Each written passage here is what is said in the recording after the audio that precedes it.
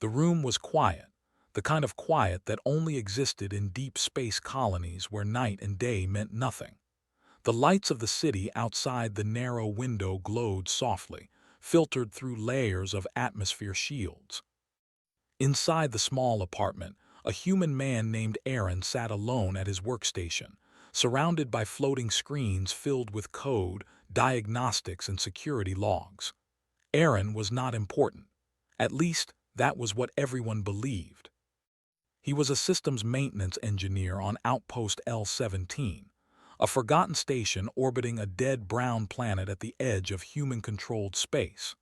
His job was to keep old systems alive, power grids, communication relays, security doors that no one cared enough to replace.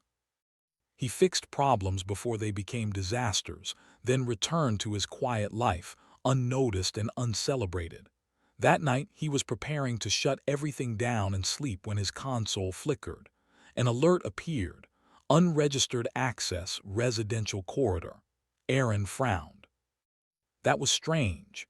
The station's security was strict, especially after recent rumors of alien activity near the border. Unauthorized movement in residential areas was rare and dangerous. Before he could investigate further, there was a sound. A knock. Not loud, not aggressive. Just 3 calm taps on the metal door. Aaron stood slowly. His heart beat faster, not from fear alone, but confusion. No one visited him. No one even knew him well enough to try. He checked the door camera. The feed showed a woman standing in the corridor. She was tall, taller than most humans, with a slender but powerful build. She wore layered gear that looked both protective and ceremonial, made of materials Aaron did not recognize. The helmet was opaque, reflecting the corridor lights like dark glass. She stood relaxed, as if waiting patiently, as if this was normal. The system tried to identify her. No data found. Aaron swallowed. This has to be a mistake, he muttered to himself. The knock came again. Calm, confident. Against every instinct, Aaron stepped closer and placed his hand on the door control. "Who are you?" he asked through the intercom. The reply came instantly, her voice smooth and steady, with a strange accent that did not match any known human language, yet the translator made it clear. "You will open the door." It was not a threat. It was not a request. It was a statement. Aaron hesitated. The security protocols screamed warnings across his screen. Opening the door was against every rule. But before he could decide, his console flickered again. Access granted. "What?" Aaron whispered. The door unlocked on its own. With a soft hiss, it slid open. She stepped inside. The corridor lights reflected off her armor as she crossed the threshold. The door closed behind her automatically, sealing them inside the small apartment. She looked around slowly, taking in every detail: bare walls, old furniture, scattered tools, and a tired human standing frozen near his desk. Then, without urgency, she reached up and removed her helmet. Aaron's breath caught. Her skin was a pale, faintly luminescent blue, marked with thin, natural lines that glowed softly along her cheekbones and neck. Her eyes were large and silver, reflective like polished metal, yet filled with sharp intelligence. Long, dark hair fell freely down her back as the helmet disengaged. She looked at him and smiled, not warmly, not cruelly, confidently, as if she already knew the outcome of this moment. "I see you are exactly as the data described," she said. Aaron's mind raced. "You shouldn't be here," he said weakly. "This is a restricted station. If you're lost, I can contact." She raised one finger. Every screen in the room changed at once. Aaron's systems, his private tools, even his personal logs opened and rearranged themselves under her control. Lines of code scrolled faster than he could read. "That won't be necessary," she said calmly. Aaron stared in shock. "How are you doing that?" She took a step closer and reached for the clasp of her outer armor. With a smooth motion, she released it and let the first layer fall to the floor. The sound echoed softly. Aaron stiffened, misunderstanding flashing across his mind, but something about her movement stopped him. This was not seduction. This was deliberate, symbolic. She continued, removing another layer, lighter plating, covered in faint symbols that pulsed once before going dark. "These are not clothes," she said, watching his reaction. "They are layers of authority." Another piece fell away. "I am removing them because I no longer represent my people." Erin struggled to process her words. "Your people," she nodded. "You would call us rulers, overseers, conquerors." His blood went cold. "You're alien," he said. "Yes." She stepped even closer. Now there were only a few feet between them. She was unarmed, at least visibly. Her posture was relaxed, unthreatened. "And very dangerous," she added softly. Another layer disengaged and dropped to the floor, leaving her in a simple, close-fitting suit meant for mobility rather than protection. Erin's systems suddenly pinged again. External monitoring detected. Someone or something was watching. "You're being tracked," Erin said quickly. "I know," she replied. "Then why come here?" Her silver eyes locked onto his. "Because you are invisible." That confused him more than anything else. She turned slightly, gesturing toward his workstation. "Your work keeps this station alive. Your code reroutes power, prevents failures, hides inefficiencies that would otherwise expose weaknesses. And yet, no one sees you." Aaron clenched his fists. "That doesn't explain why an alien ruler breaks into my apartment." She smiled again, this time with something closer to curiosity. "My name cannot be spoken in your language," she said, "but for now you may call me Saris." She paused, then continued. "I opened your door because I need someone who is not owned." "Owned," Aaron repeated. Her expression hardened. "My people believe control is strength. We dominate systems, species, minds. Everything has a place, everything has an owner." She met his gaze. "Humans do not fit." Aaron shook his head. "You're wrong. Humans fight each other all the time. We control, we dominate, we—" "You resist," she interrupted. "Even when you lose, especially when you lose." The room hummed as power surged briefly, then stabilized. Outside, distant alarms echoed faintly through the station. "They are coming for me," Sarah said. "For what I am about to do." "And what is that?" Aaron asked. She looked at the final layer still attached to her suit, a thin band of material around her wrist glowing faintly. "This," she said, "is my last claim of authority." She deactivated it. The glow vanished. Every screen in the room went dark for a heartbeat. Then they rebooted. This time, the interface was different. Human symbols overlaid alien architecture. Systems that should never communicate were suddenly synchronized. Aaron's mouth went dry. "What did you just do?" he whispered. "I surrendered command," Sarah said. "To you." "What?" He stepped back. "I didn't agree to anything." "You will," she said calmly, "because the alternative is extinction." The recording indicator on Aaron's console blinked red. "Recording active, source unknown." He turned toward it. "Someone is broadcasting this." "Yes," Saris replied. "Across channels your species cannot yet detect." "Why?" "Because truths survive longer when witnessed." The station shook slightly. Heavy impacts echoed through the structure. "They are here," Aaron said. Saris looked at him, her confident smile returning, not possessive, not mocking, but challenging. "Open your systems," she said. "Show me what a human can do when no one is watching." Outside, forces beyond human understanding closed in. Inside the small apartment, an invisible man stood at the edge of history. And the galaxy was watching. The apartment shook again, stronger this time. Dust drifted from the ceiling panels and the lights flickered before stabilizing.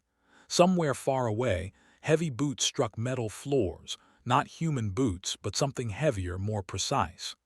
Aaron stood frozen for only a second. Then training, habit, and instinct took over. He moved to his workstation.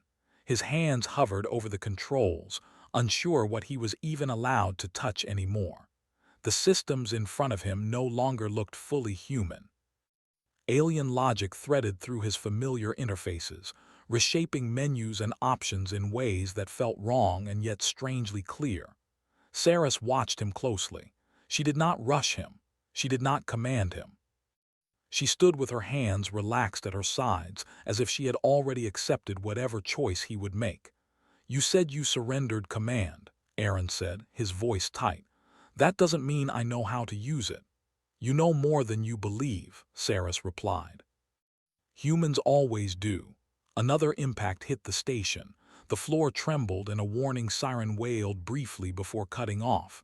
"They're cutting external alerts," Aaron said. "They don't want panic."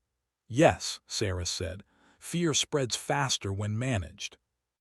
Aaron pulled up the station schematics. Multiple red indicators blinked into existence around the residential sector. "They're sealing corridors," he muttered, "boxing us in." Saris tilted her head slightly. "Standard containment." "Not for humans," Aaron said. "For prey." He swallowed, then took a breath and began typing. He rerouted power from unused cargo bays, forcing it into maintenance shafts and backup nodes. Old systems hummed to life, systems that had not been active in years because no one thought they mattered. Saris's eyes widened slightly. "You see paths others ignore," she said. "Because I fix what everyone forgets," Aaron replied. The door to the apartment glowed faintly as a locking field engaged from the outside. "They're almost here," Aaron said. Saris stepped closer to him. "Then we begin." Aaron brought up the internal camera feeds. 3 figures moved through the corridor with calm precision. They were tall, armored in dark plating that bent light around their bodies. Their movements were smooth, controlled, inhuman. Enforcers. Even without alien knowledge, Aaron could tell these were not soldiers meant for battlefields. They were meant for quiet removals. "They won't knock," Aaron said. "They never do," Saris replied. A heavy tool struck the door. The metal groaned. Aaron's fingers flew across the console. "What are you doing?" Saris asked. "Something stupid," he said. "Something human." He opened an old subsystem labeled obsolete, "Do not use." It controlled environmental balancing, temperature flow, air pressure, and gravity stabilization inside the station. The system was outdated and inefficient, which was exactly why no one had updated its security. "You can't overpower them," Saris said. "They are designed to adapt." "I'm not overpowering them," Aaron said. "I'm annoying them." The corridor gravity spiked suddenly, then dropped. One enforcer slammed into the ceiling. Another staggered, adjusting instantly. The third anchored itself to the floor. "They're stabilizing," Aaron said. "Fast." "Faster than most species," Saris said, "but not faster than humans under pressure." Aaron grinned despite himself. He rerouted air circulation next, sending a sudden blast of freezing air followed by heat. Not enough to harm, but enough to disrupt sensors. The enforcers paused for a fraction of a second. "That's all I need," Aaron whispered. He opened the station's maintenance drone network. Hundreds of small, cheap drones that were used for cleaning vents and inspecting pipes powered on at once. "Those are insignificant," Saris said. "So am I," Aaron replied. The drones flooded the corridor, swarming the enforcers from every direction. They bounced, collided, jammed joints, and blocked vision. The enforcers destroyed them efficiently, but it slowed them.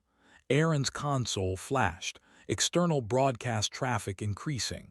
"The recording," Aaron said. "More people are watching." "Yes," Saris said softly. "They are curious." The door cracked under another strike. Aaron's heart pounded. "This won't hold them for long." Saris looked at the door, then at him. "Then we do not stay." She reached out and placed her hand on his console. Alien symbols flowed across the screen.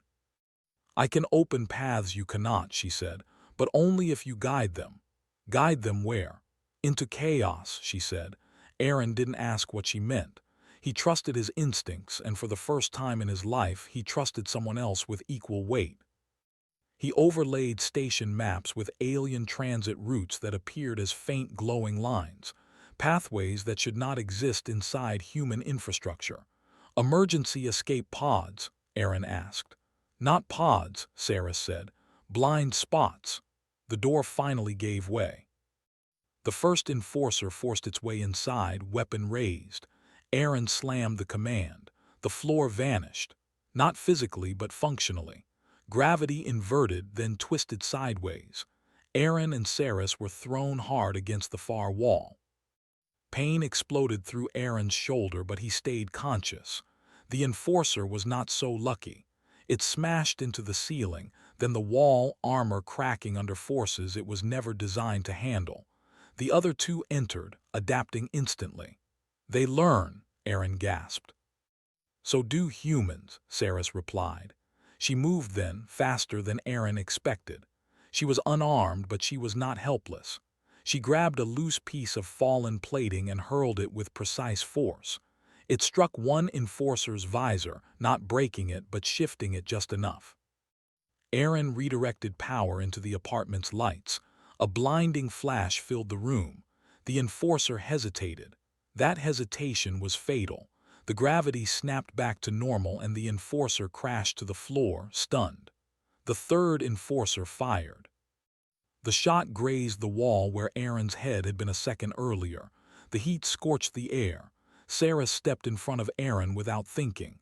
"Saris!" he shouted. The next shot hit her shoulder. She staggered but did not fall. The impact burned through her suit, searing blue skin beneath. She clenched her jaw but made no sound. "Why would you do that?" Aaron yelled.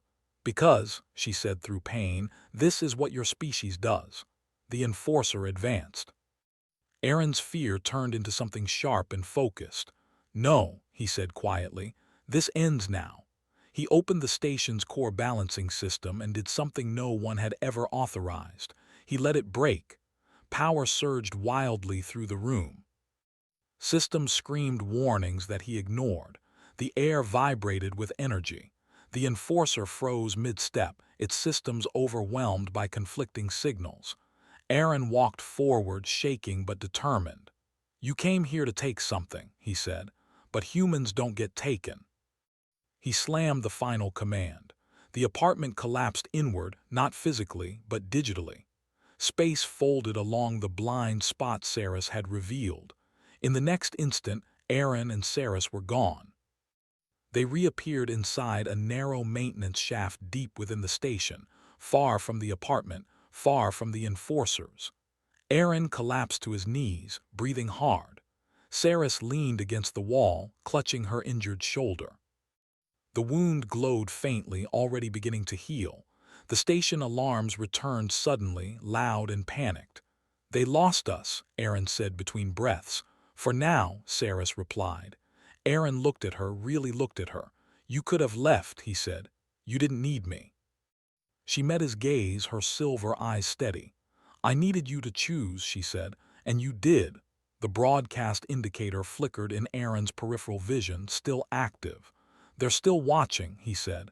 "Yes," Saris said, "and they are no longer laughing." Aaron let out a shaky breath. "I'm not a hero," he said. Saris smiled, smaller this time, real. "No," she said, "you are human."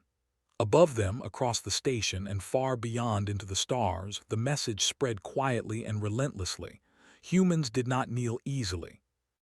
And when pushed into corners, they learned how to break walls. The maintenance shaft was narrow and dark, filled with the low hum of old machinery and the smell of metal and recycled air.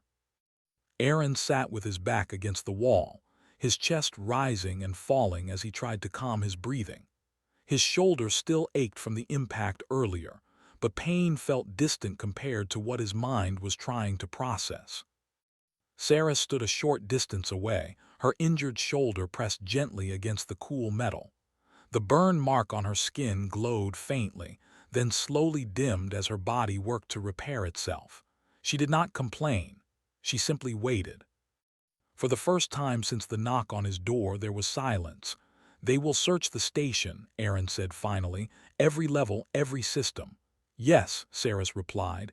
"They will be thorough." Aaron let out a short laugh without humor. "Then we're not safe." "No," she agreed. "But we are not helpless." Aaron looked up at her. "You planned for this." She hesitated, then nodded. "I planned for resistance. I did not plan for you." "That's comforting," Aaron muttered.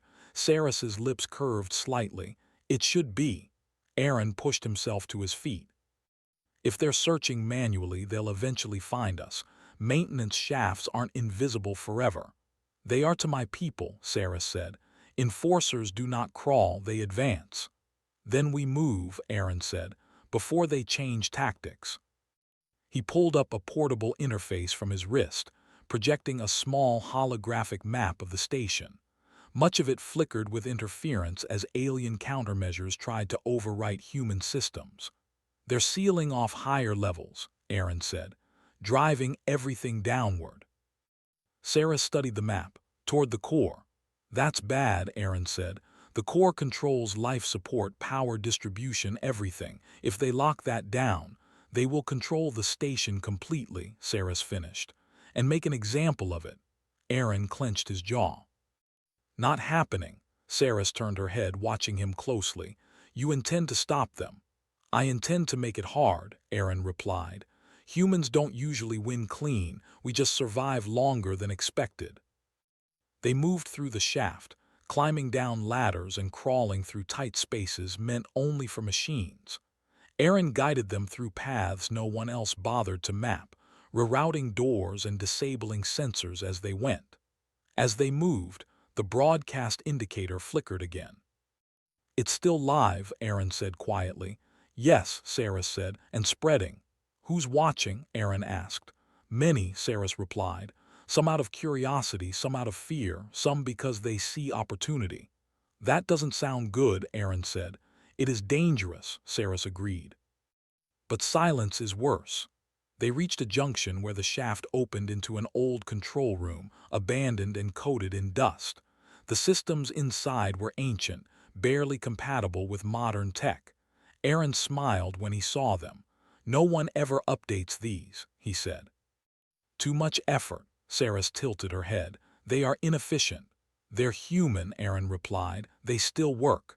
He powered up the console. It groaned, then slowly came to life. Immediately, warnings flooded the screen. Core access override detected. They know we're near the core, Aaron said. Sarah stepped closer. Then this is where we stand. Aaron looked at her. You sure about this? Sarah met his gaze. This moment was inevitable. Only the place and the human were unknown. Aaron exhaled slowly. No pressure then. He began typing. Instead of trying to block the enforcers directly, he did something different. He opened communication channels that had been sealed off for decades, emergency civilian networks, maintenance logs, internal message boards. What are you doing? Sarah asked. Talking, Aaron said. Humans talk, even when no one wants them to. He broadcast station-wide. This is Aaron, he said, his voice steady but real. I maintain your power, your doors, your air. Right now, this station is under control of an external force. They don't care if you live here, you're just leverage. He paused, then continued. I can't promise safety, but I can promise this. If we do nothing, we lose everything. If we act together, we might make it expensive. For a moment, there was nothing. Then a response appeared. Then another. Then dozens. Security officers locked out of their own systems. Engineers trapped in lower levels. Civilians hiding in sealed compartments. They're responding, Aaron said softly. Sarah watched the messages scroll past, her expression unreadable. You are unifying them, she said. No, Aaron replied. I'm reminding them they're human. The station shook again, this time deeper, heavier. They're at the core access, Aaron said. Minutes, maybe less. Sarah placed her hand on the console. Then we accelerate. She sent a signal through the alien-human hybrid system they had created together. Across the station, lights shifted. Doors unlocked and relocked unpredictably. Gravity fluctuated in controlled pulses. Automated defenses that had never been activated suddenly woke up. The enforcers advanced anyway. They don't retreat, Sarah said. They only adapt. Good, Aaron said. So do we. The core chamber doors exploded inward. 3 enforcers entered, weapons ready, movements precise. Aaron stood in front of the console, his hands shaking slightly but his eyes clear. This ends now, he said, not to them but to the system. The enforcers fired. The shots never reached him. The air between them distorted as multiple force fields snapped into place, civilian-grade shields, weak on their own but layered, overlapping, reinforced by sheer numbers. "They're using everything," Saris whispered, "even personal devices." "Crowdsourcing," Aaron said. "Messy but effective." The enforcers adjusted their aim. Sarah stepped forward. "This is your failure," she said, her voice carrying authority even without her symbols. "You cannot own what chooses to stand." One enforcer raised its weapon toward her. Aaron slammed the final command. The Corps shifted control not to Aaron alone but to the station itself. Distributed authority shared across thousands of human inputs. The enforcer systems hesitated. Conflicting orders. Too many variables. For the first time they froze.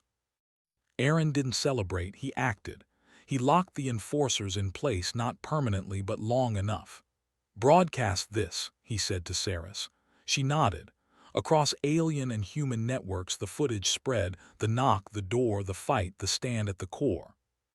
The title flashed everywhere. Watch before deleted, but it was not deleted, it multiplied. The alien empire reacted quickly. Orders were sent. Suppression protocols activated. Too late. The message had already escaped containment. Saris felt it before Aaron did. "They are pulling back," she said quietly. "Why?" Aaron asked. "Because they are afraid," she replied. "Not of you, of what you represent." The enforcers powered down, their mission aborted. Silence filled the core chamber. Aaron leaned heavily against the console, exhaustion finally catching up to him. "We survived," he said. "Yes," Saris replied. "And changed something." The broadcast slowly faded as systems stabilized. Outside the station, distant ships altered course, not to attack but to observe. Aaron looked at Saris. "What happens now?" She considered the question. "My people will deny this," she said. "They will say it was an anomaly, a mistake." "And humans?" Aaron asked. "They will remember," Saris said. "You always do." Aaron gave a tired smile. "I didn't ask for this." Saris smiled back, not dominant, not possessive, equal. "Neither did the galaxy," she said, "but now it must adapt." They stood together in the quiet core, two figures from different worlds, not owned, not controlled, just standing. And far beyond the station, across stars and systems, a simple truth spread and refused to disappear. Humans were not property. They were a choice. And when chosen, they did not kneel.